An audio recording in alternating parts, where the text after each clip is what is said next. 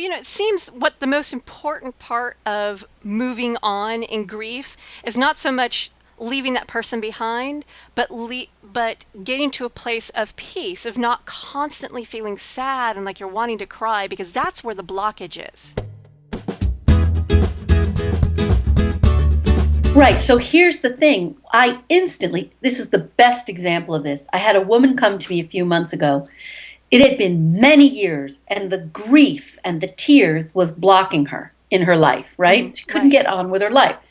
So it was clear that she was furious. And she says to me, I'm mad at my daughter for dying. I'm mad at God for taking her from me. And I used to be a devout Catholic, she says. At that moment, I hear her daughter jumping into the conversation.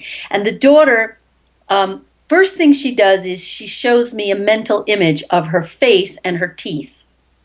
Her teeth, of all things, her teeth. Because very often, if you open up, you will start to get images. Part of the things that they'll implant in your mind are images. So in this case, the daughter shows me her teeth. And I said, she's showing me these perfectly white teeth. The mother burst into tears and she says, in life, that was the one feature she was ashamed of. They were black and crooked. So I said, Oh. look, she's showing me she's fixed now. The next week, the daughter comes back into the session. And she says to me to tell the mother, tell her about Padre Pio. So I say to the mother, your daughter wants to talk to you about Padre Pio. The mother literally looks like she shot out of a cannon. She leaps off my couch, lands in the middle of the room. She says, why did you say Padre Pio? I said, well, she mentioned Padre Pio. She said that was her favorite saint. She talked about him every day. I feel her with us. The Wow. mother felt the reconnection with her daughter.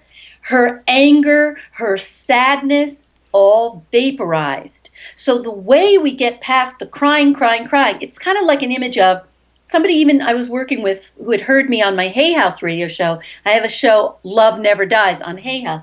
And the lady called me and she said, but even if I reconnect, it's not the same as having him here. So it's kind of like I'm in a snit, and that's the feeling that we get into. I just got a scoop of chocolate ice cream, right? And it was the last scoop. And I go to take my first lick and it drops on the ground. And now I go back and they say, sorry, I can only give you vanilla. And I say, well, that really is infuriating because I wanted chocolate. Well, it's kind of like that. No, we're not going to have you in a physical form, but I can reconnect and have the vanilla.